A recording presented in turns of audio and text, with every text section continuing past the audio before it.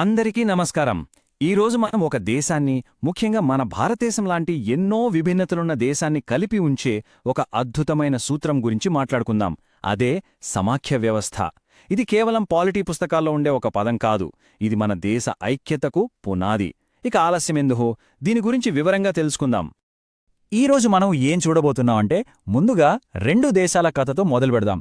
తరువాత సమాఖ్య వ్యవస్థ అంటే ఏంటో చూసి మన భారతదేశం ఈ విధానాన్ని ఎలా అమలు చేస్తుందో స్టెప్ బై స్టెప్ అర్థం చేసుకుందాం.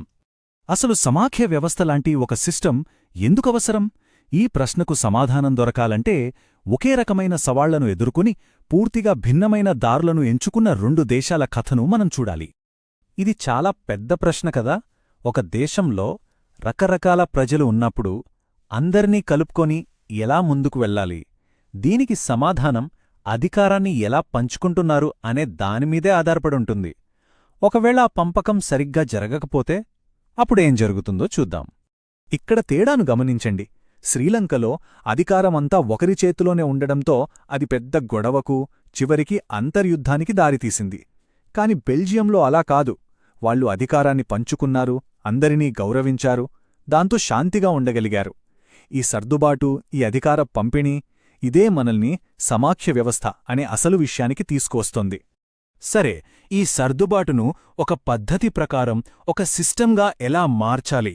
దానికే ఒక అద్భుతమైన మార్గముంది. అదే సమాఖ్య వ్యవస్థ. అసలేంటిది? ఎలా పనిచేస్తుంది? ఇప్పుడు చూద్దాం. సింపుల్గా చెప్పాలంటే, అధికారాన్ని సెంట్రల్ గవర్నమెంట్కి, స్టేట్ గవర్నమెంట్స్కి మధ్య పంచడం అంతే. అయితే ఇక్కడ కీలకమైన విషయమేంటంటే, ఈ పంపకం ఎవరో దయతో ఇచ్చింది కాదు. ఇది రాజ్యాంగం ద్వారా హామీ ఇవ్వబడింది. అంటే ఎవరు పడితే వాళ్లు దీన్ని మార్చలేరు. ఇవి ఒక సమాఖ్య దేశానికుండే కొన్ని ముఖ్యమైన లక్షణాలు. అంటే రెండు స్థాయిల్లో ప్రభుత్వాలుంటాయి. ప్రతి ప్రభుత్వానికి తనకంటూ ఒక అధికార పరిధి, అంటే ఒక బౌండరీ ఉంటుంది. వాళ్ల పనుల్లో ఇంకొకరు జోక్యం చేసుకోరు. మధ్యలో ఏమైనా గొడవలొస్తే కోర్టులు అంపైర్లా పనిచేస్తాయన్నమాట. అలాగే ప్రతి ప్రభుత్వానికి డబ్బు ఎక్కడునుంచి వస్తుందో కూడా రాజ్యాంగంలో స్పష్టంగా రాసి ఉంటుంది. సో ఇప్పటిదాకా మనం తెలుసుకున్నదంతా ఒక్క మాటలో చెప్పాలంటే సింపుల్. సమాఖ్య వ్యవస్థ అంటే అధికారాన్ని రాజ్యాంగబద్ధంగా కేంద్ర, రాష్ట్రాల మధ్య విభజించడం. ఇది గుర్తుపెట్టుకోండి. అయితే ఈ సమాఖ్యలన్నీ ఒకేలా ఉండవు. అవి ఏర్పడే పద్ధతిని బట్టి రెండు రకాలుగా ఉంటాయి. అవేంటో చూస్తే మన భారతదేశం ప్రత్యేకత ఏంటో ఇంకా బాగా అర్థమవుతుంది. పదండి చూద్దాం. చూడండి, కమింగ్ టుగెదర్ అంటే చిన్న చిన్న రాష్ట్రాలన్నీ కలిసి ఒక పెద్ద దేశంగా ఏర్పడటం. అమెరికాలాగన్నమాట. అక్కడ రాష్ట్రాలకు చాలా పవరుంటుంది. కాని హోల్డింగ్ టుగెదర్ అంటే మన దేశంలాగా ఒక పెద్ద దేశమే తన సౌలభ్యం కోసం, పరిపాలన కోసం దేశాన్ని రాష్ట్రాలుగా విభజించి అధికారాలను పంచుతుంది. ఇది చాలా చాలా ముఖ్యమైన పాయింట్. హోల్డింగ్ టుగెదర్ ఫెడరేషన్స్లో మన దేశంలాంటి వాటిలో కేంద్ర ప్రభుత్వం రాష్ట్రాల కన్నా కొంచెం ఎక్కువ పవర్ఫుల్గా ఉంటుంది. ఎందుకంటే దేశ ఐక్యత, సమగ్రత కాపాడాల్సిన బాధ్యత కేంద్రంపై ఉంటుంది కాబట్టి. మరి భారతదేశంలో ఈ అధికారాలను ఎలా పంచుతారు? దానికి మన రాజ్యాంగంలో ఒక చాలా స్పష్టమైన సిస్టమ్ ఉంది. అదే 3 జాబితాల పద్ధతి. ఈ 3 జాబితాలు ఒక రూల్ బుక్ లాంటివి. కేంద్రం ఏ విషయాలపై చట్టాలు చేయాలో, రాష్ట్రాలు ఏ విషయాలపై చేయాలో, ఇద్దరూ కలిసి ఏ విషయాలపై చేయాలో క్లియర్గా చెప్తాయి. ఈ టేబుల్ చూస్తే మనకు మొత్తం అర్థమైపోతుంది. చూడండి, యూనియన్ లిస్ట్ దేశమంతటికీ సంబంధించినవి. అంటే డిఫెన్స్, ఫారెన్ అఫైర్స్, వీటిపై చట్టాలు చేసే అధికారం కేవలం కేంద్రానికే ఉంటుంది.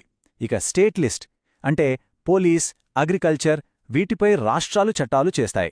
ఇక మూడోది ఉమ్మడి జాబితా, ఎడ్యుకేషన్, ఫారెస్ట్, వీటిపై ఇద్దరు చట్టాలు చేయొచ్చు. కాని ఇక్కడే ఒక ట్విస్ట్ ఉంది. ఒకవేళ ఇద్దరి చట్టాల మధ్య తేడా వస్తే కేంద్రం చేసిన చట్టమే ఫైనల్. మరి రాజ్యాంగం రాసినప్పుడు లేని కొత్త విషయాల సంగతేంటి? For example, computer software, internet లాంటివి. వాటినే అవశిష్ట అంశాలు అంటారు. వీటిపై చట్టాలు చేసే అధికారం కూడా కేంద్ర ప్రభుత్వానికే ఉంటుంది. మన రాజ్యాంగ నిర్మాతలు ఎంత ముందుచూపుతో ఆలోచించారో కదా. సో ఫైనల్గా గుర్తుపెట్టుకోవాల్సింది ఏంటంటే, ఈ 3 జాబితాలు అధికారాలను క్లియర్గా పంచుతాయి. ఏదైనా వివాదం వస్తే మాత్రం కేంద్రం మాటే చెల్లుతుంది. ఇంత పెద్ద దేశంలో కేంద్రం, రాష్ట్రం ఈ 2 స్థాయిలు మాత్రమే సరిపోలేదు. సమస్యలు ఇంకా కింది స్థాయిలోనే అంటే గ్రామాల్లో పట్టణాల్లోనే ఉన్నాయి. వాటిని పరిష్కరించడానికి ఇంకో అడుగు ముందుకేశారు. అదే వికేంద్రీకరణ అంటే ఏంటి? సింపుల్.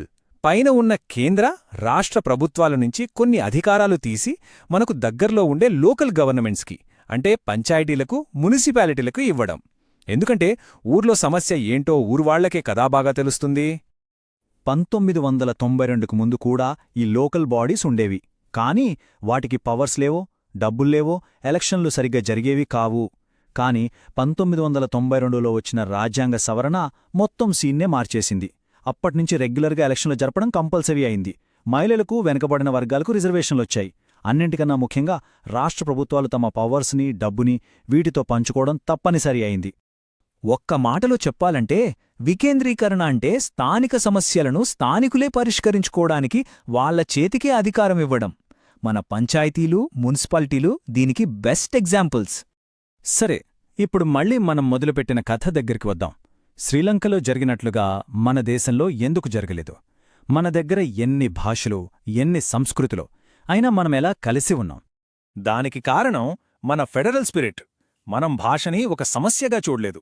భాషా ప్రాతిపదికన రాష్ట్రాలను ఏర్పాటు చేశాం. దీనివల్ల ప్రతి భాషకు, సంస్కృతికి గౌరవం దక్కింది. ఏ ఒక్క భాషను దేశమంతటిపై రుద్దలేదు. హిందీతో పాటు 22 భాషలను అధికారికంగా గుర్తించాం.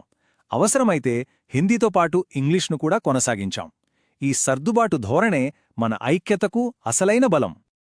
చూశారు కదా, సమాఖ్య వ్యవస్థ అనేది ఏదో ఒక రోజు రాసిపెట్టుకున్న రూల్ కాదు. అదొక నిరంతర ప్రయాణం.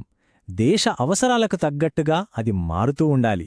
మరి వేగంగా మారుతున్న మన భారతదేశంలో ఈ అధికార పంపిణీలో రాబోయే రోజుల్లో ఎలాంటి మార్పులు చూడబోతున్నాం? ఇది మనం ఆలోచించాల్సిన ప్రశ్న. ఈ విశ్లేషణలో నాతో పాటు ప్రయాణించినందుకు ధన్యవాదాలు.